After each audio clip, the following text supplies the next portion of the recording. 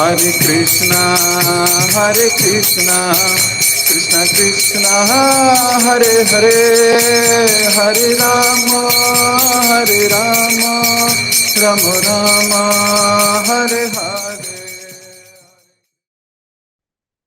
Hare Krishna. जय जय श्री चैतन्य, जय हो नित्यानंदा, जय अद्वैत चंद्र, जय गौर भक्त वृंदा।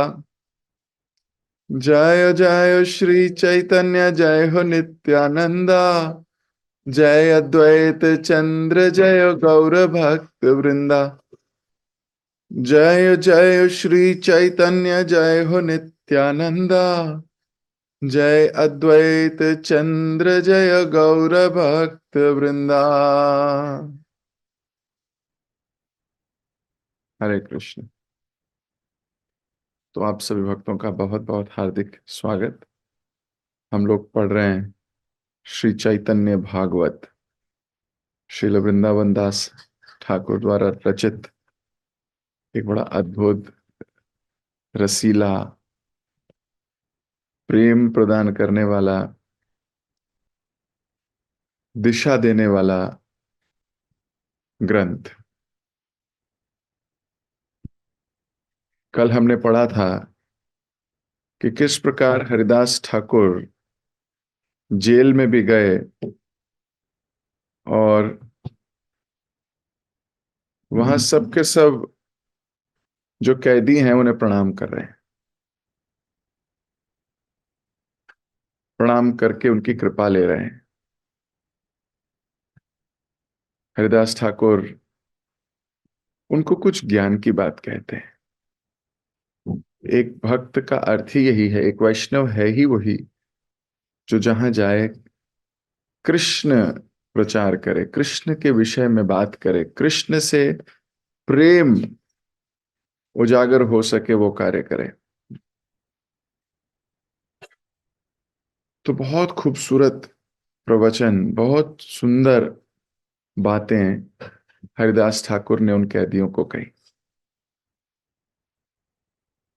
ये भी कहा कि मैं नहीं चाहता कि आप सदा कैदी बनकर रहो।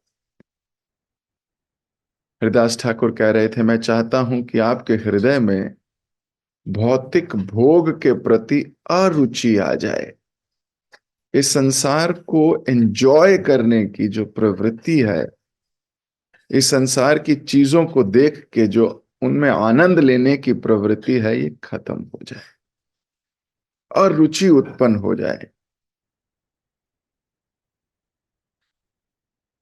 और सब अपने चित्त में कृष्ण को बसाएं, अनन्य भक्ति प्रकट हो। और साथ में ये भी कहा कि चिंता मत करो, 2-3 दिन में मुक्त हो जाओगे। कल हमने यहां तक पढ़ा था। बहुत सुंदर बात हरिदास ठाकुर ने कही इन सब को। आज हम यहीं से आगे बढ़ते हैं। कैदियों पर कृपा करने के बाद हरिदास ठाकुर नवाब के सामने पहुंचे। आध्यात्मिक शुद्धता के कारण हरिदास ठाकुर की देह से एक दिव्य प्रकाश प्रस्फुटित हो रहा था। कैसा हो सकता था कि नवाब उसे ना देखता। वह तुरंत अपने सिंहासन से उठा और ठाकुर को आसन दिया। जब हमारी भक्ति बड़ी शुद्ध होती है, जब हमारी भक्ति बड़ी अच्छे से कर रहे हो तो शुद्धता प्रकट होती है, तो दिव्यता, आपके चेहरे की प्रसन्नता आपके हृदय के अंदर क्या चल रहा है उसको बता देती है। जिसके हृदय में गोविंद विश्राम करते हो, जिसके हृदय में कृष्ण हो, उसकी दीप्तिमान देह किसी को भी प्रभावित कर सकती है, शत्रु को भी। तो वो नवाब उठ गया। नवाब उलझन में पड़ गया कि क्या करे। उसने पूछा, तुम्हारे मन में यह विकार किस प्रकार आया? मुसलमान परिवार में जन्म लेने का सौभाग्य प्राप्त करने पर भी तुम हिंदू धर्म का पालन कर रहे हो। हम तो हिंदुओं द्वारा स्पर्श किए गए चावल को भी नहीं खाते। अपने उच्च जन्म की उपेक्षा करके तुमने नीच हिंदुओं जैसा व्यवहार किया है। क्यों कर रहे हो? अपने धर्म, जाति, भूमि को त्याग कर तुम उसके विपरीत जा रहे हो। मैंने कुरान में दिए गए नियमों के अनुसार तुम्हें दंडित करने का निश्चय किया है, जिससे तुम अपने इस अपराध से मुक्त हो सको। अभी नवाब दंड दे रहा है और कह रहा है मैं दंड दे रहा हूं कुरान से।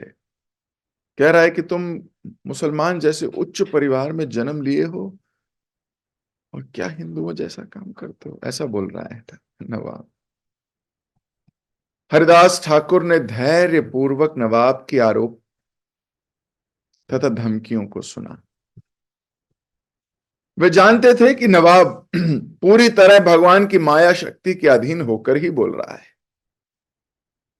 निर्भय होकर मुस्कुराते हुए उन्होंने मृदु स्वर में कहा, महाशय, सब जीवों के भगवान तो एक हैं। हिंदू भगवान और मुसलमान भगवान में केवल नाम का अंतर है।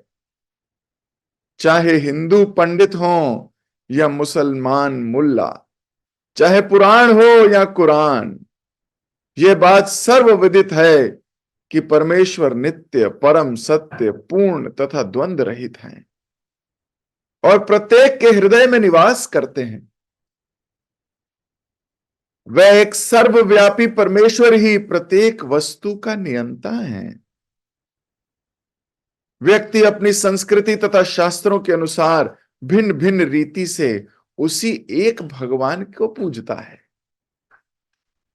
व्यक्ति द्वारा भगवान के किसी एक रूप के प्रति समर्पण रखना स्वाभाविक है, परंतु यदि उस रूप को ना मानने वाले लोगों से द्वेष और घृणा करता है तो भगवान के साथ उसके संबंध में ये सब भावनाएं प्रतिबिंबित होने लगती हैं। महोदय, भगवान अंतकरण से मेरा मार्गदर्शन करते हैं। तुम्हें मुझ में जो कुछ भी दिखाई देता है एवं मेरे अन्य सभी कार्य उन्हीं परमेश्वर का रूप हैं। वस्तुतः परमेश्वर हमारी व्यक्तिगत इच्छाओं के आधार पर हमसे अपने कार्यों को कार्यान्वित कराते हैं। उदाहरणार्थ, ब्राह्मण परिवार में जन्म लेने पर भी यदि कोई व्यक्ति शूद्र जैसा व्यवहार करता है तो हिंदू भला उस व्यक्ति का क्या कर सकते हैं? अपनी आंतरिक प्रवृत्तियों के अनुसार वह ग्रहित कार्य करने के लिए बाध्य होता है और फल स्वरूप सुख दुख भोगता है। क्योंकि उसके कार्य उसके आंतरिक स्वभाव को दर्शाते हैं, भला उसे दंड देने से क्या लाभ होगा? महोदय, इन सब मुद्दों पर समुचित विचार कीजिए। फिर भी यदि आपको मुझ में दोष दिखाई दे तो मुझे अवश्य दंड दे दीजिए। तो कितनी सीधी बात, कम शब्दों में बहुत कुछ कह गए हरिदास ठाकुर। हरिदास ठाकुर कह गए कि आपके भगवान और मेरे भगवान के नाम में ही तो अंतर है, हैं तो सब एक ही। अगर आप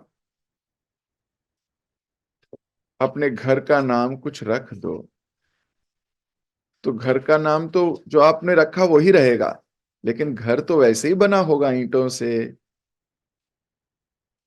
सीमेंट से, इत्यादि इत्यादि। आप उसको अमेरिका कहने लगो तो आपका घर अमेरिका नहीं हो जाएगा। कहने का तात्पर्य ये है कि आप उनको किसी भी नाम से पुकारो, उनकी मूल स्थिति वही रहने वाली है। मूल स्थिति वही है। चाहे उनको आप किसी भी नाम से पुकारो, हाँ, श्रेष्ठ होगा कि उनके मूलतः नाम से पुकारा जाए। जैसे कृष्ण के दो प्रकार के नाम हैं, एक है प्राइमरी नेम, मुख्यतम नाम, और एक है सेकेंडरी नेम्स। प्राइमरी नेम्स है मदन मोहन, गोपीनाथ, गोविंद, माधव, केशव, प्राइमरी नेम्स हैं। कुछ है सेकेंडरी नेम्स, जैसे परमेश्वर, भगवान, भक्तवत्सल, सेकेंडरी नेम्स हैं।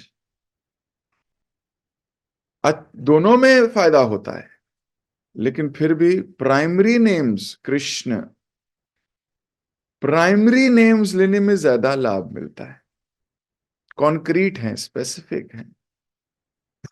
जब भगवान के सेकेंडरी नेम्स लिए जाते हैं तो सेकेंडरी नेम्स में लोग अपने अपने इष्ट को भी समझ लेते हैं कई बार।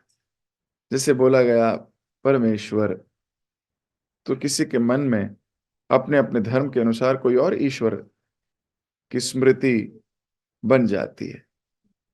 भगवान, कोई कहेगा कोई भगवान, कोई कहेगा कोई भगवान, सेकेंडरी नेम्स हैं। लेकिन कुछ प्राइमरी नेम्स हैं, बोलो कृष्ण, अब कोई और छवि नहीं बनेगी, गोविंद, कोई और छवि नहीं बने, Keshav, they are primary names.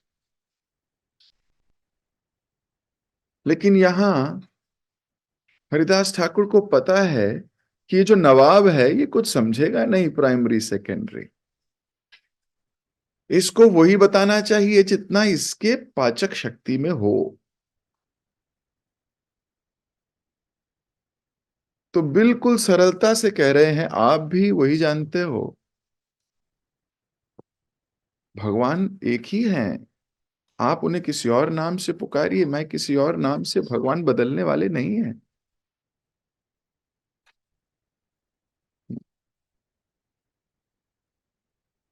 नवाब के दरबारी हरिदास ठाकुर की उपस्थिति और खरे वचनों से प्रभावित हो गए, परंतु विद्वता भरे ये शब्द पापी और द्वेष भरे काजी के हृदय में प्रवेश नहीं कर पाए। अब न्यूट्रल लोग तो प्रभावित हो जाएंगे, लेकिन जो द्वेषी है उसके हृदय में जाएंगे नहीं। जो द्वेष करता है, जिसने एक्सेप्ट नहीं किया है, वो शब्दों को सुन के चिढ़ जाएगा, उसके हृदय में जाएंगे नहीं, चिल्ला उठेगा।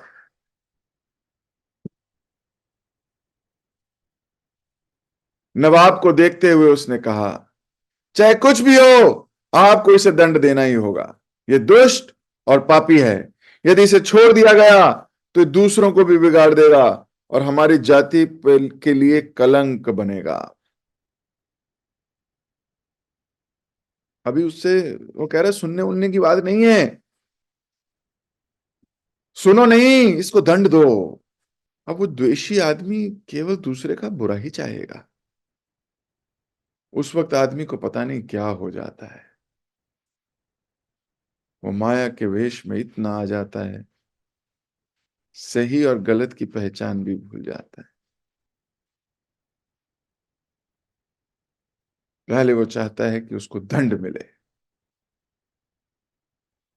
समाज दंड नहीं दे सकता, न्याय नहीं कर सकता, तो वो खुद कहता है मैं खुद करके दिखाऊंगा, इसको नीचा दिखाऊंगा, इसको स्वयं।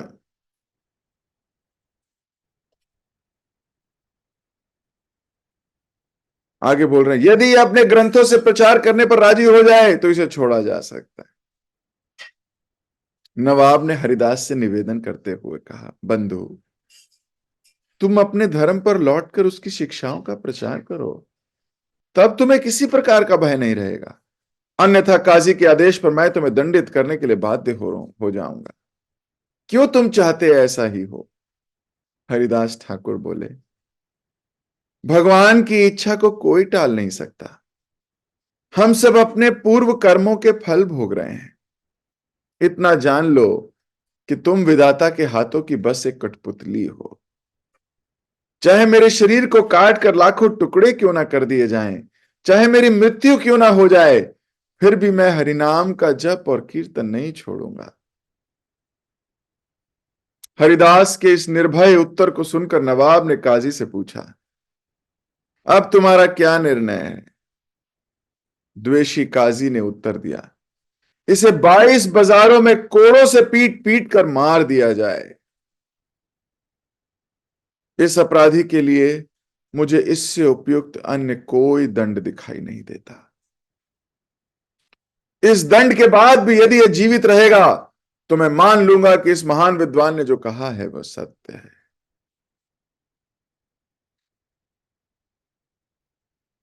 ये हाल है जो ईर्ष्या करते हैं उनका।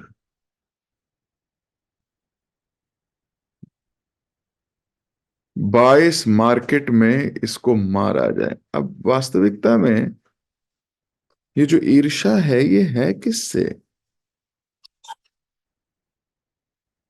ये कहां जन्म ले रही है? ये जन्म ले रही है हरिदास ठाकुर जब फेमस हो रहे थे। ऐसा आया था स्टार्टिंग में। लोकप्रियता बढ़ रही है, लोग इनको देख के भक्ति मार्ग स्वीकार कर रहे हैं।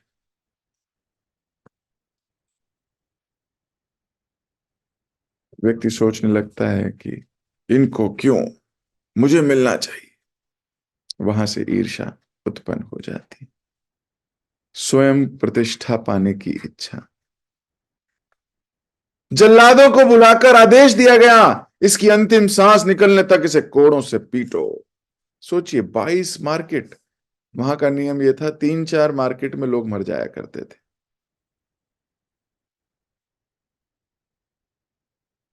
और आदेश दिया गया, अंतिम सांस तक पीटो।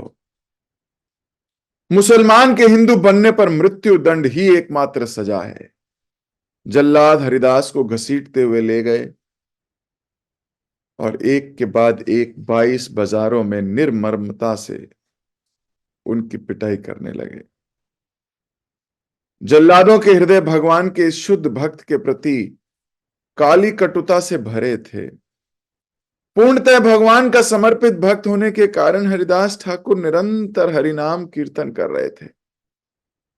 वे नाम कीर्तन में इतने मग्न थे कि उन्हें रत्ती भर पीड़ा का भी अनुभव नहीं हुआ। This is the quality of a devotee. तिरस्कृता विप्रलब्धा क्षप्ता क्षिप्ता हतायपि न तस्य प्रतिकुर्वन्ति मदभक्ता यदयो अपि।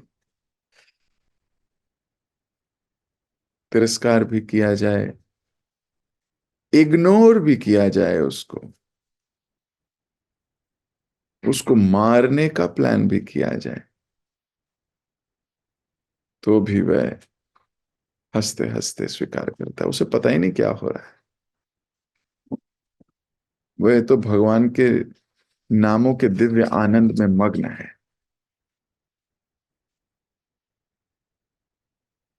Devotees are like this. हम तो बड़े जल्दी प्रभावित हो जाते हैं।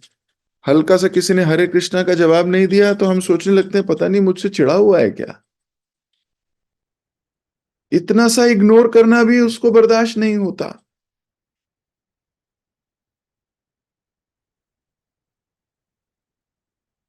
थोड़ी देर उसको पता ना चले,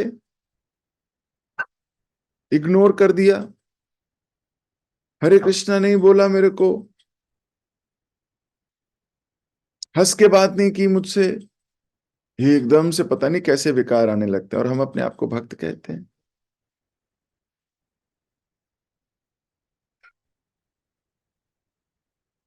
मन छोटी सी चीज को पहाड़ बनाने के लिए फेमस है।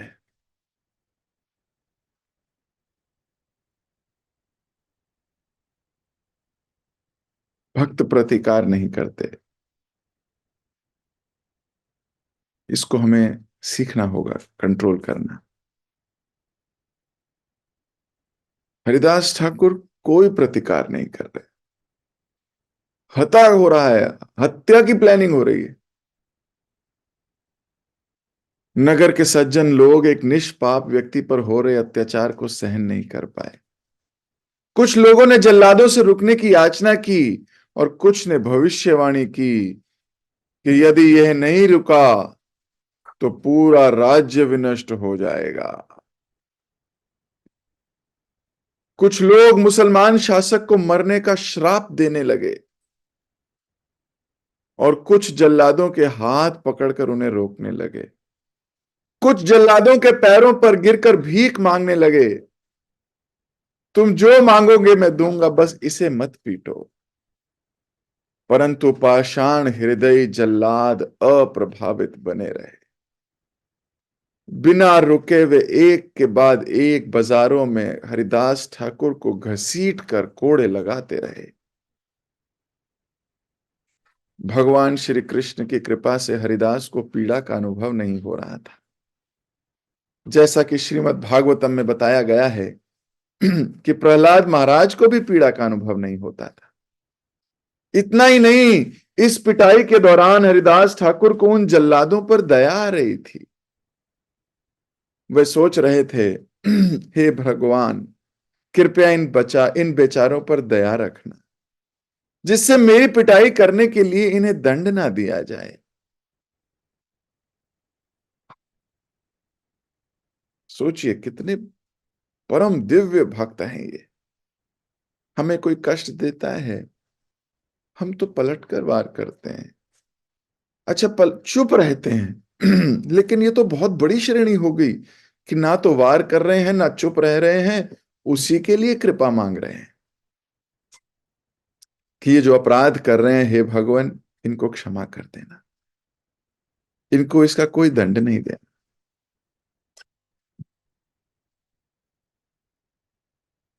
परंतु वे निष्ठुर जल्लाद अपने इस भयंकर कर्तव्य को करने के लिए कटिबद्ध थे। इस पर भी हरिदास ठाकुर के मुख पर शारीरिक अतिरिक्त मानसिक वेदना का चिन्ह तक नहीं था। अंत में जल्लाद थक कर हार गए। विस्मित होकर सोचने लगे, इतनी प्रचंड यातना दिए जाने पर यह व्यक्ति जीवित कैसे? कोई भी साधारण व्यक्ति 2-3 बाजारों में पीटे जाने के बाद जीवित नहीं रह सकता। हमने इसे 22 बाजारों में पीटा, परंतु इसके प्राण निकलने तो दूर, इसके मुख पर पीड़ा का एक चिन्ह भी दिखाई नहीं दे रहा है। इतना ही नहीं, बीच बीच में यह हमारे ऊपर दया दृष्टि से देखता है। जल्लाद समझ गए कि हरिदास ठाकुर कोई शक्तिशाली सिद्ध पुरुष है। विनती करते हुए उन्होंने कहा, हे हरिदास, तुम्हारे कारण आज हमें दंड मिलेगा।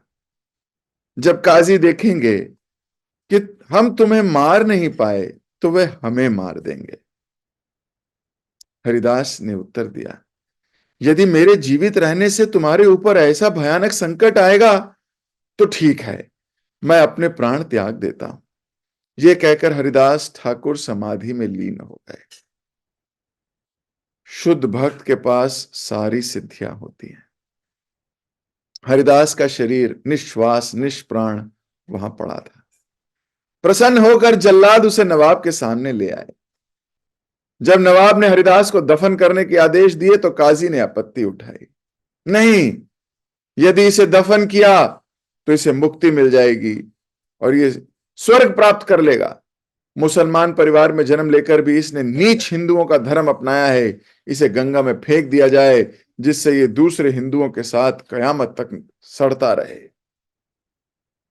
जल्लाद तुरंत हरिदास के शरीर को गंगा तक ले आए, जबकि हरिदास तो भगवान श्री कृष्ण की समाधि में लीन थे।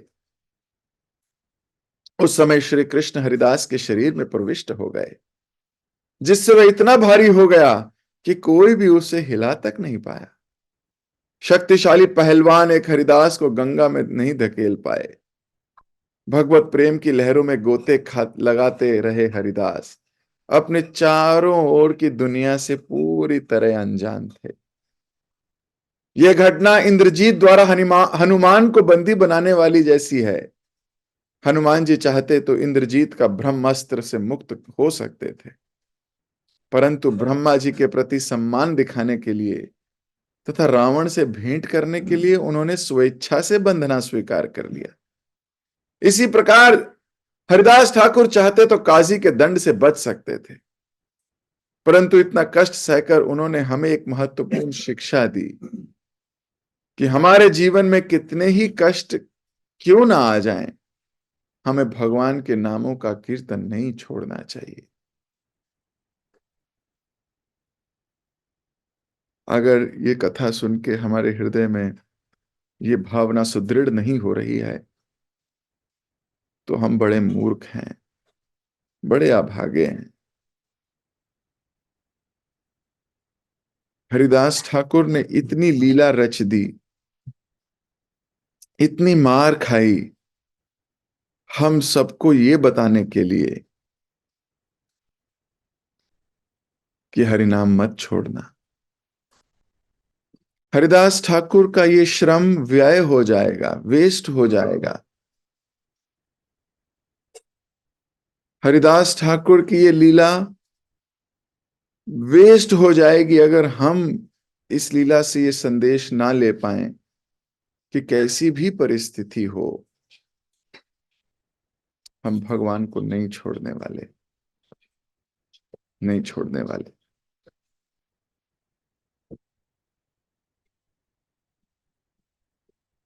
भगवान छूटने से पहले वैष्णव छूट जाएंगे।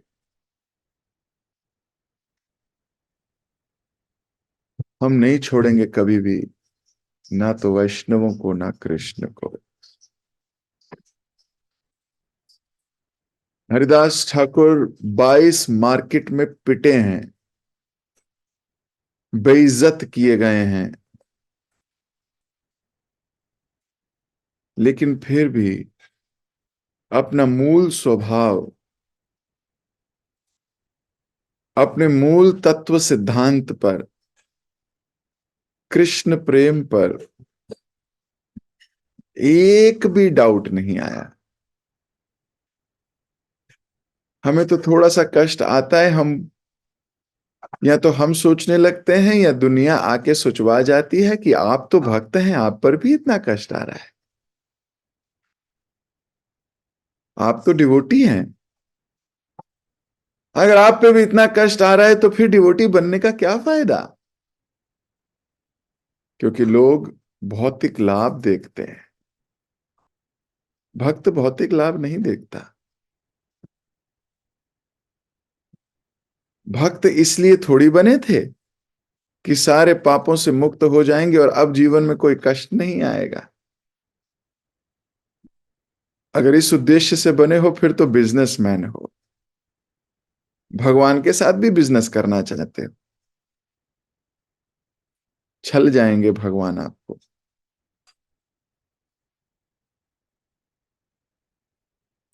कभी ये नहीं सोचना चाहिए कि अब हम माला करने लगे हैं, अब हमारे जीवन में कोई कष्ट नहीं आना चाहिए, अब तो खुश खुश होना चाहिए, अब तो लॉटरी लग जानी चाहिए हमारी। ये सोचना गलत भाव है, दूषित मानसिकता है अभी। तो समाज के लोग तो इतने ज्ञानी नहीं हैं, वो तो अपने मन को ही गुरु मान के चलते आए हैं। हो सकता है वो ये बात करें, इसी बात सुनकर उन पर भी दया दृष्टि रखनी है। क्यों? उन्हें पता नहीं है सत्य क्या है। अपने मन से जो उन्हें ठीक लग रहा है वो कह रहे हैं, लेकिन ये बात सही नहीं है। भागवतम उठा के देख लीजिए, देव की वसुदेव भक्त हैं, लेकिन फिर भी उनके साथ कितने अत्याचार हो रहे हैं। कुंती महारानी भक्त है, लेकिन देख लीजिए उनके साथ क्या हो रहा है। विवाह से पहले मां बन गई, विवाह के बाद पति चले गए, बच्चों को विष दे दिया गया, घर को आग लगा दी गई। एक खुशी का पल आया था द्रौपदी स्वयंवर में वो द्रौपदी भी पांचों में बांट दी गई।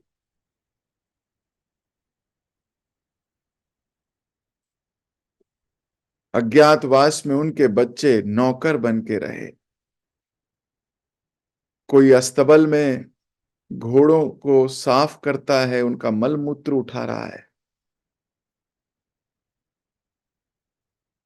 कोई बावर्ची बना हुआ है, कोई डांस सिखा रहा है, तो कोई कंक बन के राजा का दास बन के बैठा है।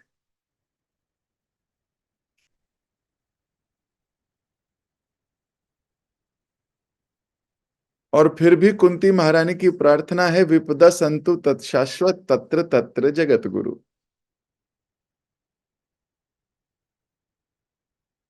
कि हे भगवान मेरे जीवन में कष्ट कम मत होने देना, एक के बाद एक आने देना प्लीज। दो कष्टों के बीच में कोई गैप भी ना हो, शाश्वत हो कष्ट, विपत्ति शाश्वत हो। आप उनकी प्यूरिटी देखिए और आप हमारी प्यूरिटी देख लीजिए। थोड़ा सा कष्ट होता है, सोचने लगते हैं मैं माला करती हूं फिर भी हो रहा है मेरे साथ, पैर टूट गया, हाथ टूट गया, दिल दुख गया। क्या प्यूरिटी है हमारी? कुछ भी नहीं। अभी भक्ति शुरू ही नहीं हुई।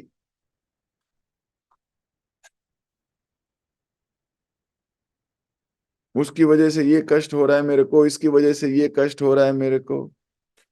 क्या कॉन्शियसनेस डेवलप कर रहे हैं हम? इतनी भौतिकवादी चीजें घुसी हुई हैं कि अध्यात्मवाद को भी भौतिकवाद ही बना रखा है।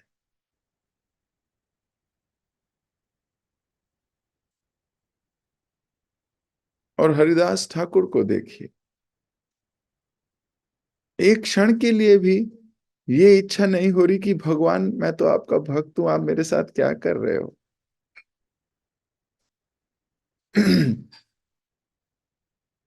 ऐसा तो नहीं करना चाहिए आपको मेरे साथ।